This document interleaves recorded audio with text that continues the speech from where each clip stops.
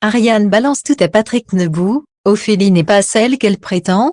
Plus belle la vie 20 octobre 2025, épisode 445. Découvrez le résumé détaillé de Plus belle la vie en avance du lundi 20 octobre 2025 avec l'épisode 445 avec Ariane, Lola Marois, doute d'Ophélie, elle met Patrick, Jérôme Bertin, dans la confidence.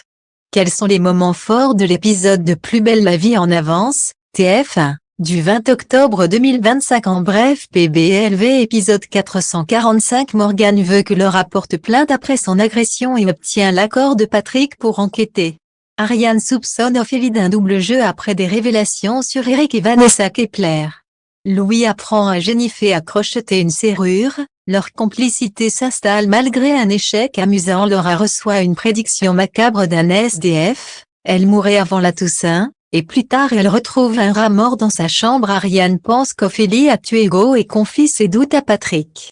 Tout ce qu'il faut savoir sur l'épisode 445 de Plus belle la vie du 20 octobre 2025, tout l'espoir est complet par rapport aux intrigues du jour à Marseille. Plus belle la vie en avance, Morgane est inquiète pour Laura. Morgane est en panique pour sa sœur Laura, elle pense qu'elle devrait porter plainte suite à l'homme qui l'a agressée. Morgane vient voir Patrick pour l'altercation de Laura, où il y a eu des menaces de mort. Il semblerait que ce soit un marginal. Patrick accepte que Morgane mène l'enquête, elle lui a mis la pression par rapport à ce qui s'est passé pour la mort de Samuel.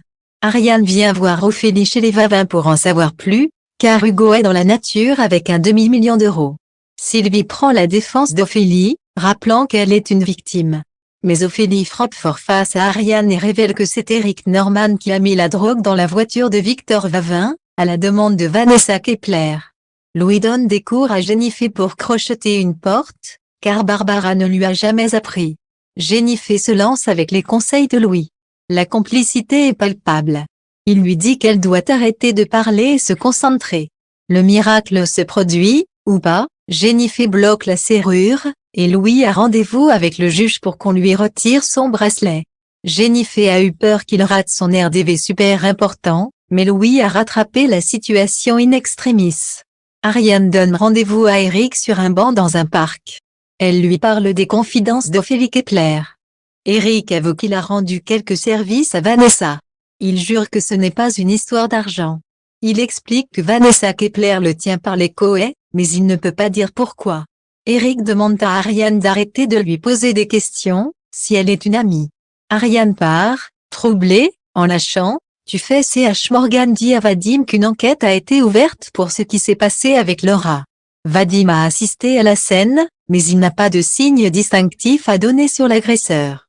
Plus belle la vie 20 octobre 2025, Eric protégé par Ariane in extremis. Eric rappelle Laura car son ancienne boîte cherche un profil comme elle. C'est 15 € de l'heure. Laura devrait assurer la sécurité d'un défilé de mode le 31 octobre. Mais Laura confie qu'un SDF lui a prédit qu'elle allait mourir avant la Toussaint.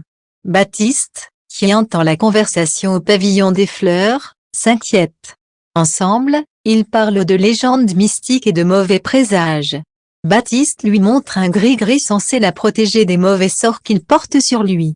Baptiste le lui donne, qu'elle y croit ou non, ça ne peut pas lui faire de mal. Il ajoute qu'elle pourra lui rendre après la Toussaint.